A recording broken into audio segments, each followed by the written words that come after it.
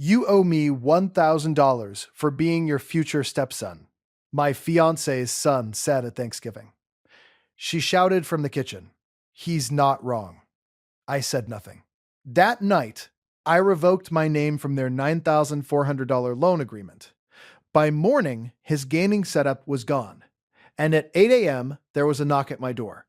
I opened it and saw, "My name is Tristan. I'm 36, and I work as a supply chain manager for a regional restaurant distributor," which sounds boring until you realize my entire job is preventing grown adults from becoming feral because the mozzarella shipment is delayed. I deal with chaos professionally. I can reroute frozen shrimp through 2 states, negotiate with a forklift driver named Tank who communicates only through size, and explain to a screening restaurant owner why artisan urgency is not a recognized freight category. What I was not prepared for was being invoiced by a 14-year-old in a Naruto hoodie at Thanksgiving. That boy's name was Cody. Cody was my fiancée Tennyson, and if arrogance could generate electricity, that kid could have powered the eastern seaboard. Tina and I had been together for 2 years. She was funny, charismatic, glamorous in a suburban warlord kind of way, and had the dangerous talent of making outrageous things sound briefly reasonable. "Babe," she'd say, hand on my shoulder, eyes soft, voice low. "You're not paying for us. You're investing in family stability." That was how I ended up covering just this month of her SUV payments 6 times. That was how I ended up paying for Cody's essential school laptop, which turned out to be a liquid-cooled gaming monster with RGB lights powerful enough to signal aircraft. That was how my name ended up on a $9,400 personal loan I had been told was for family debt consolidation, but which, I later learned, included a massage chair, custom sneakers, a hoverboard, and something on the statement described only as streaming accessories bundle, premium creator tier. I should have noticed earlier. Actually, that's not true. I noticed. I just kept explaining it away, because when you're a decent man in love, you don't admit you're being professionally, artistically, and almost architecturally exploited until the building is already on fire. Still, Thanksgiving was where the mask slipped completely. Tina hosted dinner. At her house, her mother came, her sister Kira came. Kira's husband Brent came, bringing store-bought rolls and the energy of a man who looked permanently trapped in a hostage video. Cody floated around in basketball shorts, socks, and the smugness of somebody who had never once feared consequences. The house smelled amazing. Turkey, garlic, rosemary, buttery stuffing. Tina had music playing and was in the kitchen in one of those cream sweaters that make men forget their own PIN numbers. I brought wine, flowers, and the pecan pie Tina liked. Cody looked at the pie and said, "Only one?" I laughed lightly. "There are 8 people, ma'am." He shrugged. "I eat half." "Good to know," I said. He stared at me for another second and said, "You still owe me $1,000. I thought he was joking. I made the mistake of smiling. "For what?" I asked. He said it with full confidence, without irony, like he was reminding me about a contractor invoice. "For being your future stepson." The room didn't go silent right away. That would have been too normal. Instead, it did that weird thing, where one conversation dies, a spoon clinks, somebody coughs, and then everyone hears the insane sentence at once.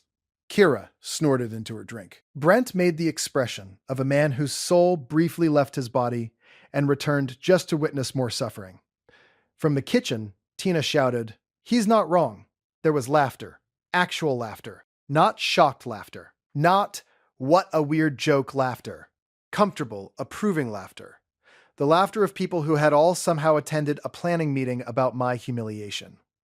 I looked toward the kitchen. Tina leaned around the doorway, holding a spoon, smiling like she'd just delivered a cute line in a romantic comedy, instead of endorsing extortion from a minor. I said nothing. That was the part everyone remembered later. Not that I got angry, not that I yelled, not that I stormed out and flipped the table and dragged the turkey into the yard like an enraged pilgrim. No, I said nothing. I just smiled politely, sat down, unfolded my napkin, and served myself mashed potatoes, like a man who had decided to let the corpse identify itself. Dinner continued in this bizarre, feverish tone, where people kept saying casually horrible things as if testing whether I had become legally dead. Tina's mother patted my hand and said, "Kids need financial reassurance these days." Cody nodded. "Exactly. I've had a lot of uncertainty." He said this while wearing a gold chain, designer slides, and a smartwatch that cost more than my first refrigerator. I asked, "What uncertainty?" He looked offended. "My brand." "Your brand?" "Yes," he said. "My online identity. I can't build confidence in a fragmented support ecosystem." I blinked. "You're 14. He took a long sip of soda. "And evolving?" Kira laughed so hard she nearly inhaled a green bean. Tina emerged from the kitchen, set down the stuffing, kissed the top of Cody's head, and said, "He's entrepreneurial. You should respect that." I looked at her. "He asked me for $1,000 because I might eventually marry you." She shrugged. "He's testing whether you understand commitment." That was the moment something inside me didn't break. Breaking is dramatic. Breaking is noisy. This was quieter. Something simply packed a bag and left.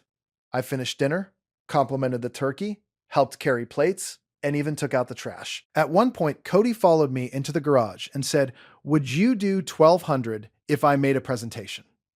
I tied the garbage bag slowly and said, "No." He looked genuinely confused. "Why not?"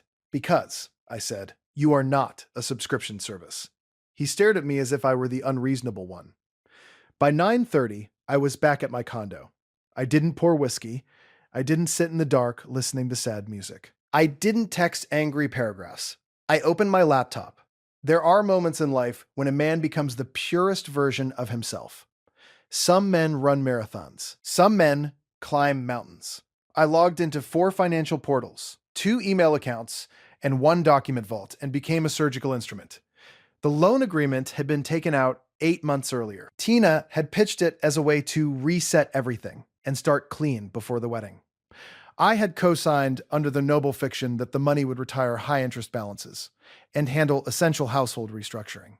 Instead, based on the payment history and purchase trail I had quietly gathered over the previous month when suspicion first bloomed, it had financed nonsense on a scale that should have come with a circus permit. I had already spoken privately with the lender a week earlier after noticing several inconsistencies. Because of a clause involving verification discrepancies, I had the right to withdraw my guarantee if I formally disputed misrepresentation before a certain date.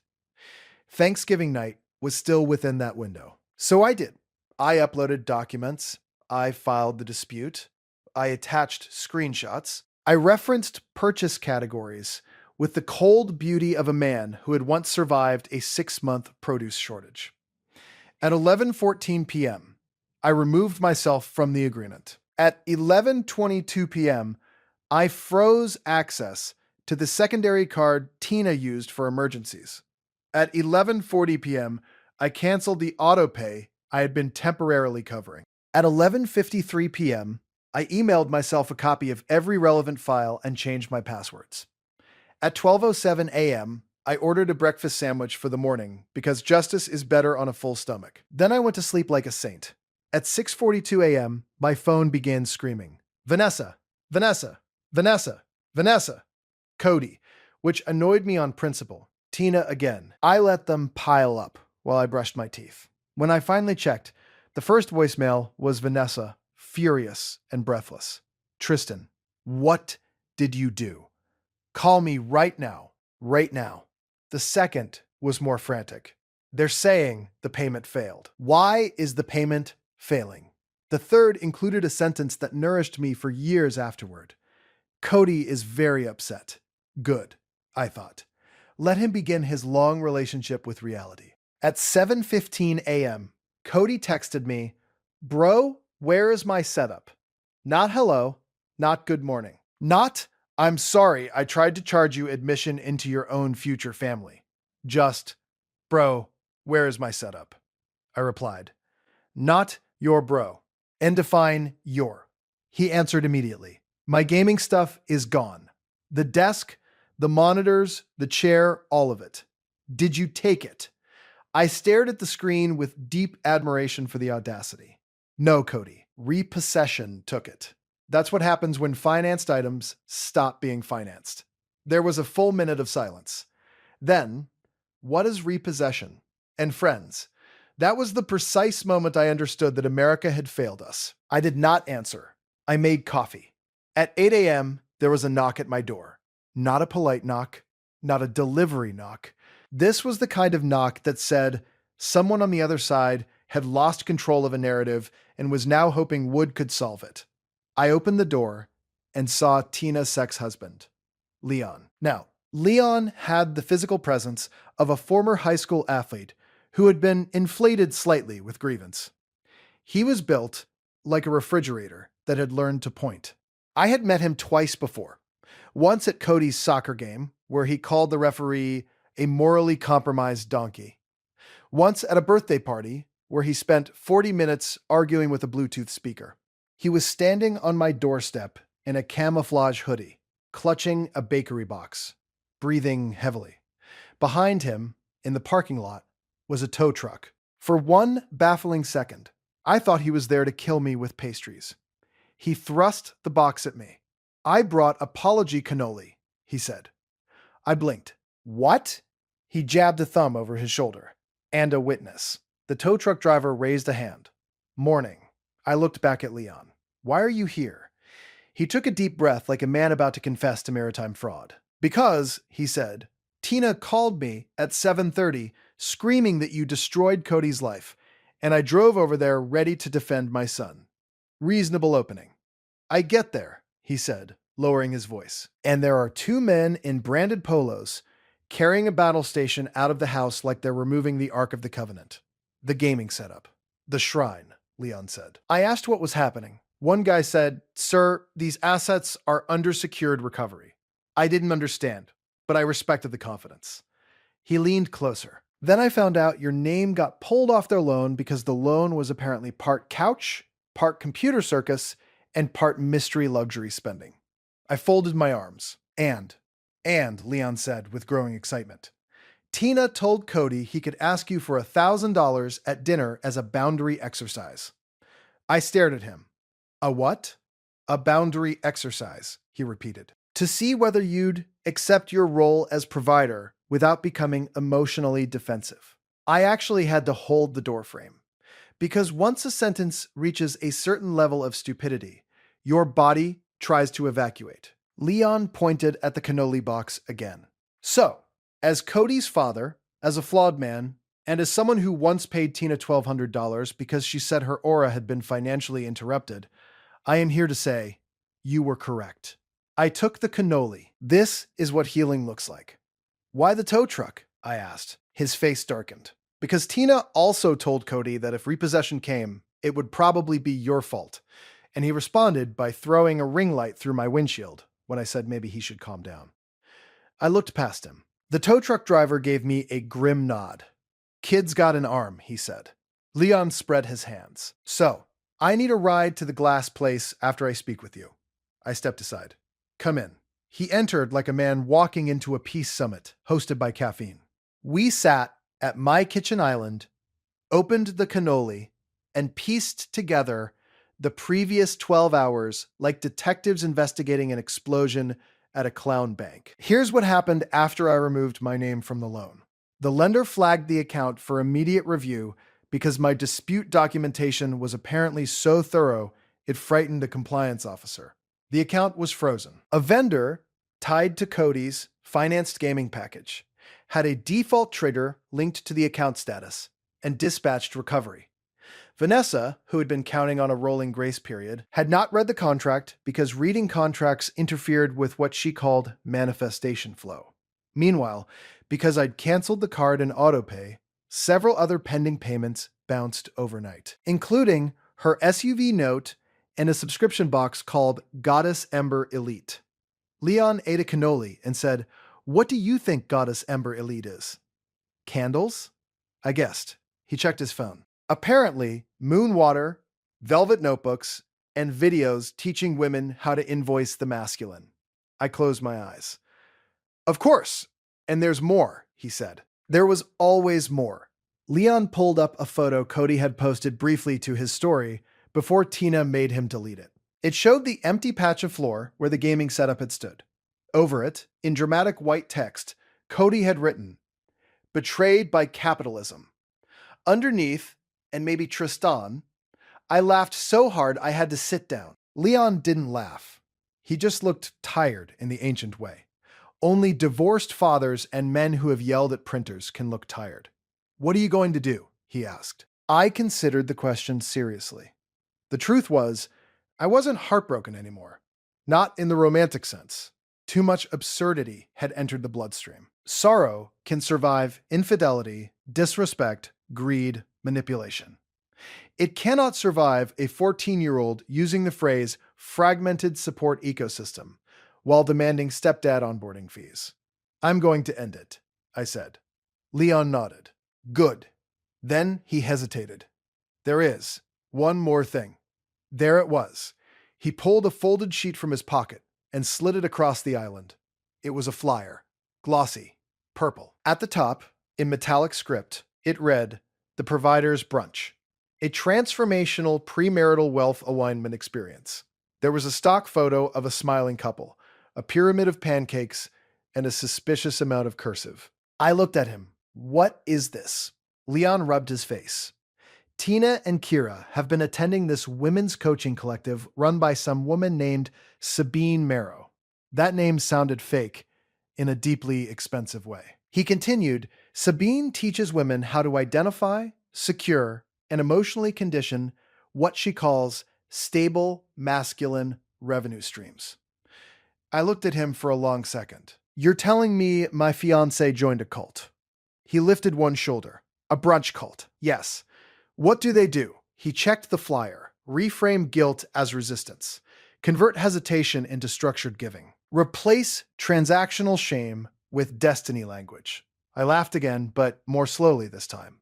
Because suddenly, an awful lot of Tina's sentences from the past year lit up retroactively like a haunted carnival. "You're not paying my electric bill," she'd said once.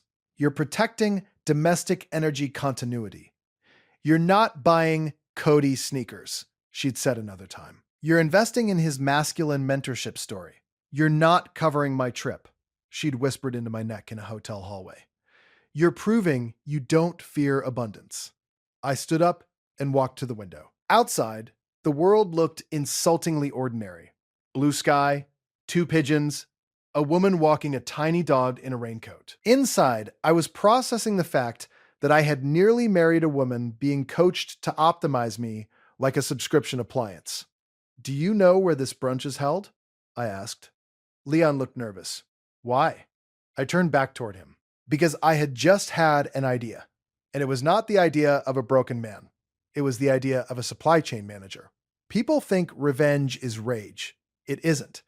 Real revenge is logistics. By noon, I had done 3 things. First, I called Tina and ended the engagement. She picked up on the first ring, already mid-explosion. "Tristan, you are out of your mind. We're done," I said. Silence. Then, "Excuse me? The engagement is over. You can keep the ring appraised and buy me out on the value, or return it through insured delivery. Do not come to my condo unannounced. Do not use my name on any application, account, plan, package, or spiritual worksheet ever again." Her voice became syrupy, which was always worse. "Babe, you're spiraling because you felt disrespected at dinner." "No, Vanessa, I felt informed." Cody was joking. "You called it a boundary exercise." A pause. Then, very carefully, "Who told you that?" "It doesn't matter. It was Leon, wasn't it?" Oh my God. He's jealous because he never understood our growth. "Vanessa, I'm hanging up now. You can't do this over one misunderstanding. This is not over one misunderstanding. This is over an ecosystem." And then I hung up. Second, I called the venue where we were scheduled to tour wedding linen options on Saturday and canceled my attendance. Third, I registered under my own extremely real name for the Provider's Brunch. There was a reservation form online. It asked me to select my alignment stage. The options were curious, masculine, emerging provider, legacy ready man, high capacity union candidate. I selected emerging provider. because I enjoy fiction. The brunch was Sunday at 11 in a boutique event loft above a wellness dentistry studio. Leon insisted on coming with me. Why? I asked. He squinted. Because this is either a scam, a cult, or dinner theater. And I've already paid too much child support not to see the finale. So Sunday morning, Leon and I arrived in collared shirts and the expressions of men entering a volcano for tax reasons. The loft was decorated in blush tones and aggressive optimism. There were dried florals everywhere, bowls of citrus, little cards that said things like abundance responds to certainty and the wallet follows the wound. I hate every word in this room, Leon whispered. At least 20 women were there, plus 5 men who looked like they had either made a serious romantic error or been lured in with smoked salmon. And at the center of it all stood Sabine Marrow. She was in her 50s, stunning, silver blonde, wearing cream silk and a headset microphone. She had the serene confidence of someone who had ruined many lives in soft lighting. Welcome, she purred, hands spread.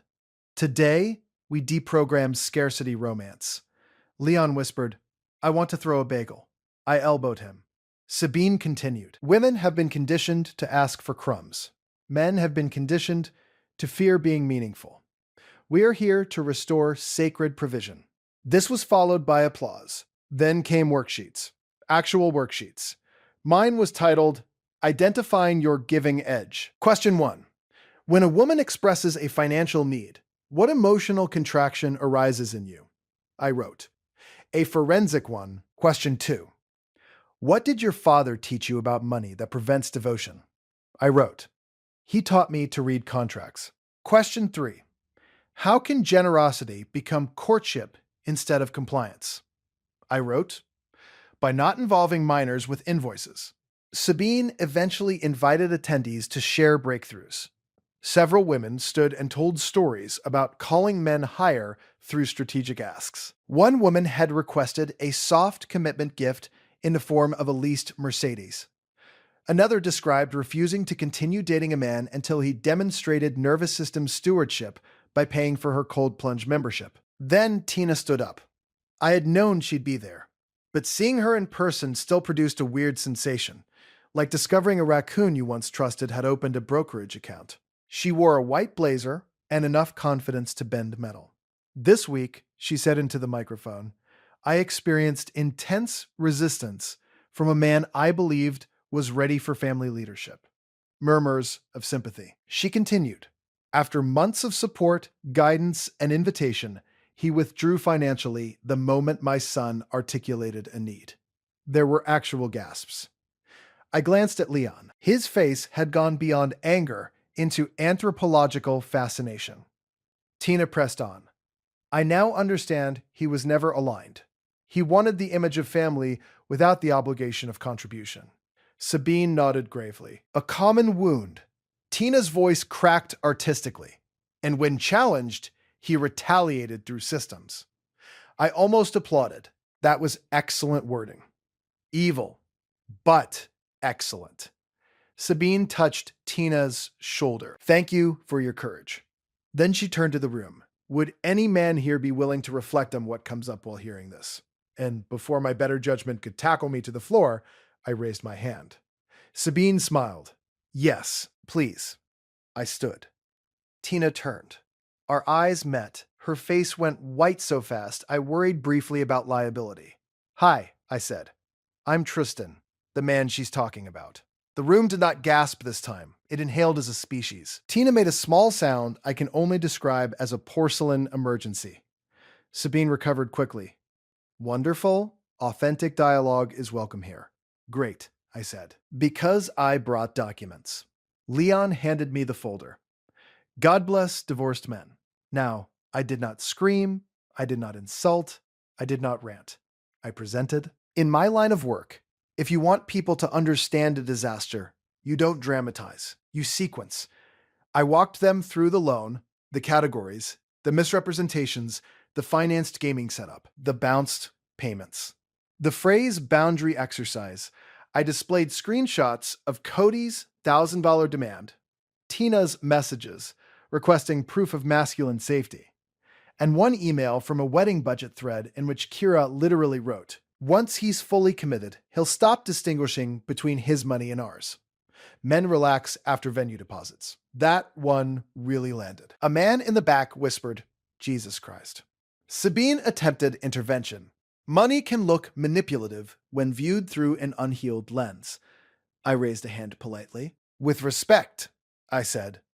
"A 14-year-old demanding $1,000 for future sonship is not a lens issue. It is, at best, an accounting error."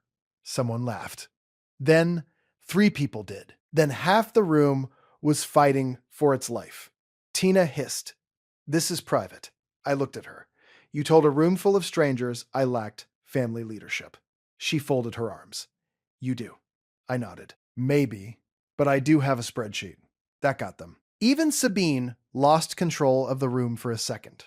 I continued, calm as inventory software, and concluded with the single most devastating fact available. At Thanksgiving, after Cody demanded money and Tina endorsed it, I said nothing, not because I was ashamed, because I was verifying. A woman near the mimosa bar whispered, awestruck, "That's ice cold." Leon, bless him, said loudly, "It really was." Then the doors opened, and 2 things happened that no one, including me, had anticipated. First, Cody stormed into the loft, wearing all black, carrying a laminated poster board. Second, behind him, wheezing and furious, came Kira. "Oh no," Leon murmured. "The cousins are mobilizing." Cody marched to the front like a tiny union rep of hell and slapped the poster board onto a chair. "I have something to say." Tina looked horrified. "Cody, why are you here?" He ignored her and pointed at me. "This man destroyed my gaming future before the Winter Clash qualifiers." I stared. "You are 14. That doesn't invalidate my arc." He turned the poster board around. It was a handmade chart titled, "Why Tristan Owes Me Restitution." Underneath were bullet points. Emotional setback, $300. Competitive delay, $250. $150. Trauma meal reimbursement, $80. Lost LED ambiance, $220. At the bottom, total $1,000. I was right. I did something deeply immature. I laughed so hard I had to sit down on a decorative ottoman. The room shattered. People were bent over tables. One man slapped a wall. Someone dropped a fork. Even Sabine's microphone made a little feedback squeal, like technology itself was laughing. Tina tried to seize the poster board, but Cody held on. "No, they need transparency." Kira rushed forward. "Cody, honey, this isn't the venue." Wrong sentence, perfect sentence. Completely useless sentence. Leon covered his mouth with both hands. I wiped my eyes and said, "Cody, what is a trauma meal reimbursement?" Without hesitation, he said, "I got pancakes and they weren't healing." A woman by the windows whispered, "I'm never recovering from this." Then Kira, perhaps realizing the crowd had turned, made the worst move possible. She pointed at me and snapped, "You think you're a hero because you understand paperwork? Tina was preparing you for marriage. Real families share resources." I stood up again. "Great," I said. "Then let's share." I pulled one final page from the folder.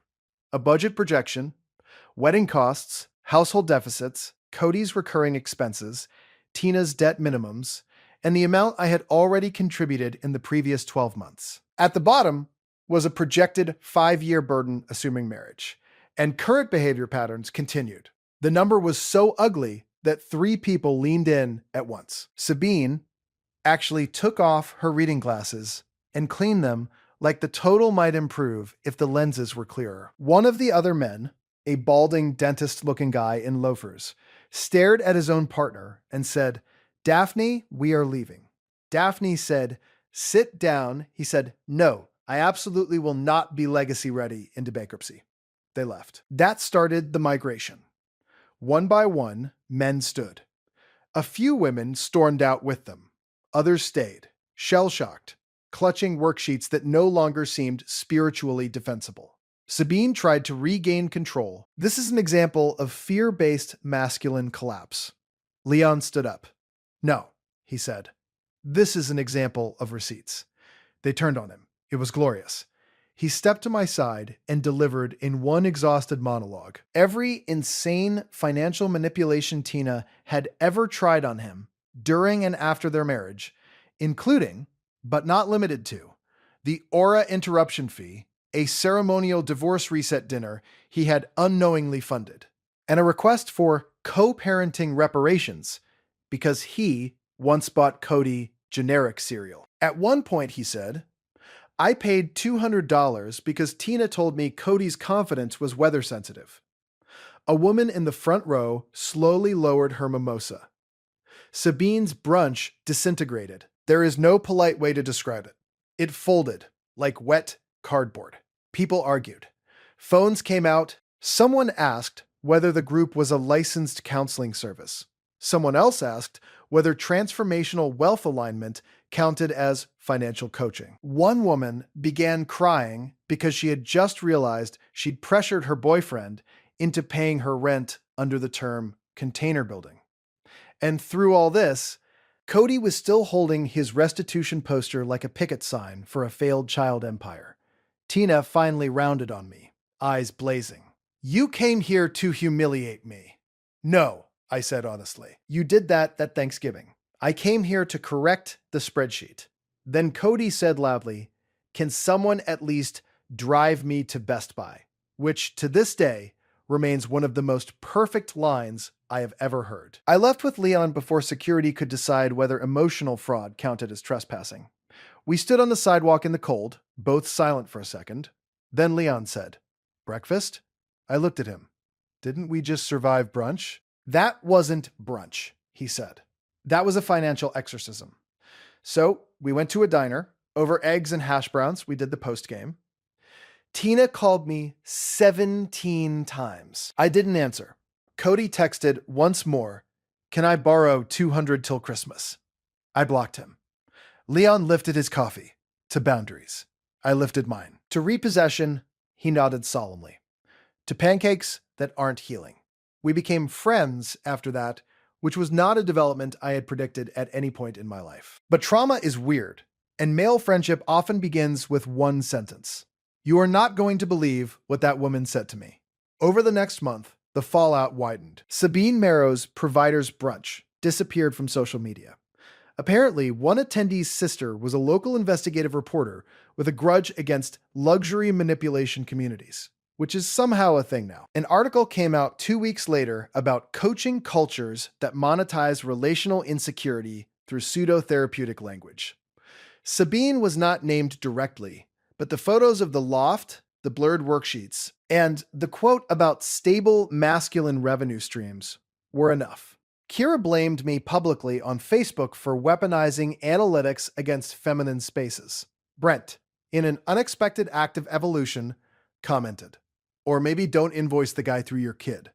I screenshotted that forever. Tina tried several re-entry strategies. First came rage, then tears, then nostalgia. Then a text at 11:48 p.m. that simply said, I miss when things felt safe. I looked at that for a long time. Then I typed, safe for whom? She never replied. As for Cody, he entered what Leon described as a brief ideological phase. For 3 weeks, he became deeply anti-finance and posted clips about resisting systems, despite still asking adults for money with the frequency of a malfunctioning subscription renewal notice. The best part came in December. Remember the gaming setup? The one repossessed at dawn like a neon monument to poor choices? Well, a local auction liquidator listed it online. Leon found the posting. He sent it to me with one message. We should not have. We absolutely did. Not because I wanted it. Not because Leon needed it. But because the universe had set a joke on the table, and men of character must sometimes pick it up. We bought the entire setup at a discount. Monitors, chair, custom desk, LEDs, keyboard, headset, all of it. Then Leon donated most of it to the teen room at the community center, where he coached rec basketball. He kept only one thing, the absurd glowing sign that had hung above Cody's desk. It said, no days off. Leon hung it in his garage above a mini fridge full of root beer. Art, he said. I spent Christmas alone by choice that year, and it was magnificent. No passive aggressive comments, no monetized child, no brunch doctrine, no stealth and voices disguised as intimacy. I cooked a steak, watched bad action movies, and fell asleep on the couch around 10. At midnight, I woke up to a text from an unknown number. It said, "This is Cody from my friend's phone. I'm older now. Looking back, I still think you overreacted, but I respect your consistency. Merry Christmas." Also, if you know anybody selling a monitor cheap, let me know. I stared at it in awe. Some people experience spiritual visions.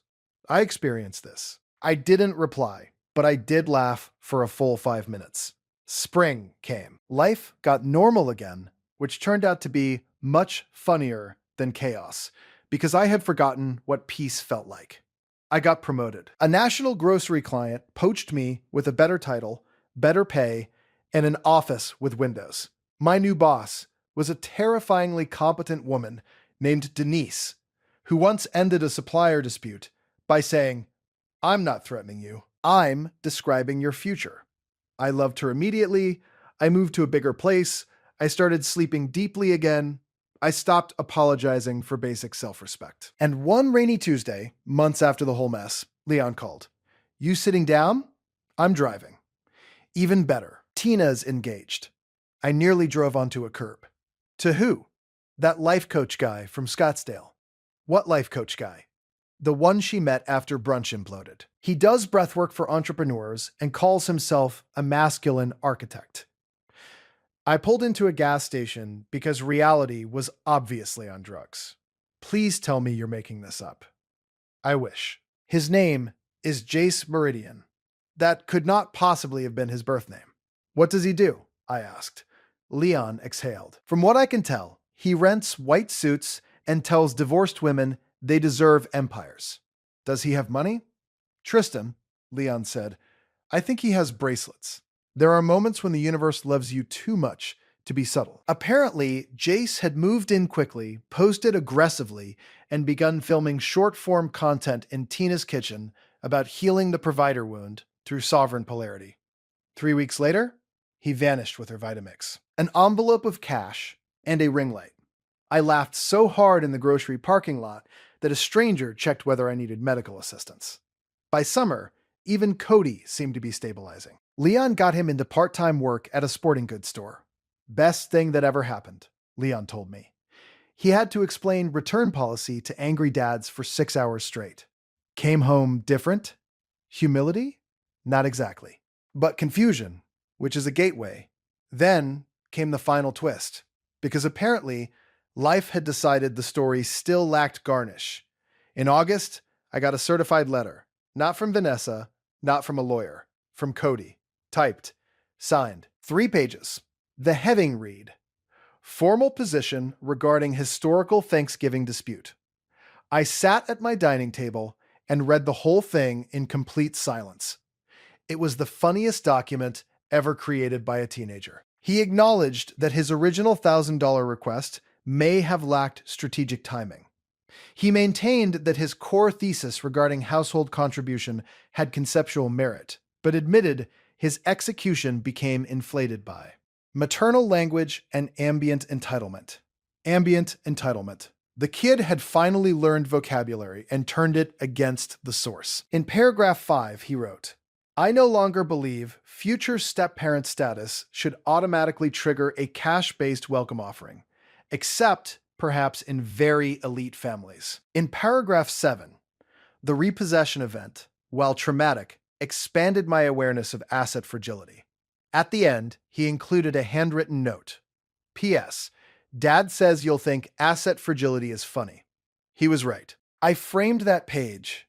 I'm not joking. It hangs in my home office beside a map of our freight routes. Because some trophies are not earned by victory. They are earned by survival.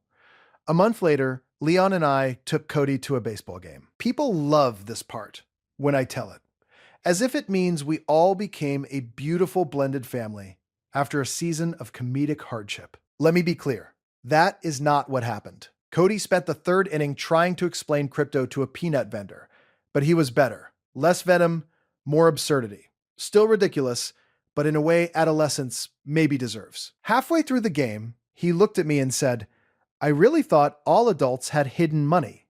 "Why?" I asked. He shrugged. "Mom always acted like they did." I looked at Leon. He looked at me. And that was it, really. The whole rotten center, stripped bare in one sentence. He had been raised inside a performance where adulthood meant access, and access meant entitlement, and entitlement meant language so polished it almost passed for wisdom. He didn't come out innocent, but he didn't invent the script. So I bought him a hot dog, not because he was my future anything, not because I owed him, not because pancakes had failed to heal him, just because it was a baseball game and I felt like it. He took it and said, "Thanks." Then, after a pause, "This isn't a welcome offering." "No," I said. "It's a hot dog." He nodded, like that made sense. And maybe that was the whole lesson. Not every gesture has to become an economy. Not every relationship has to become a contract. Not every man who says no is withholding love. And not every kid who parrots nonsense is doomed forever. As for Vanessa, I heard bits and pieces. She downsized, switched social circles, started posting inspirational content about discernment after narcissistic logistics, which I took as a compliment. The last thing I ever received from her was a voice note on New Year's Eve. She sounded tired. Real tired. Not dramatic tired. Human tired. She said, "I don't think you were a bad man. I think I got used to translating people into support. I listened to it twice, then I deleted it. Because an explanation is not an apology, and clarity is not repair." Still, I appreciated the sentence. It was the first honest thing she'd ever given me. So, that is the story of how I got invoiced by my future stepson at Thanksgiving. Quietly revoked my name from a $9,400 loan, watched a gaming shrine get repossessed at sunrise, ended an engagement, accidentally exposed a brunch cult, befriended my ex's ex, and received a formal typed memo about asset fragility from a teenager who once billed me for lost LED ambiance. If there's a moral, it's this. The funniest moment in your life may also be the moment you stop being used. Sometimes freedom doesn't arrive like a thunderclap. Sometimes it arrives as a knock at 8 a.m., a box of apology cannoli, and a tow truck in the parking lot. And when it does, open the door.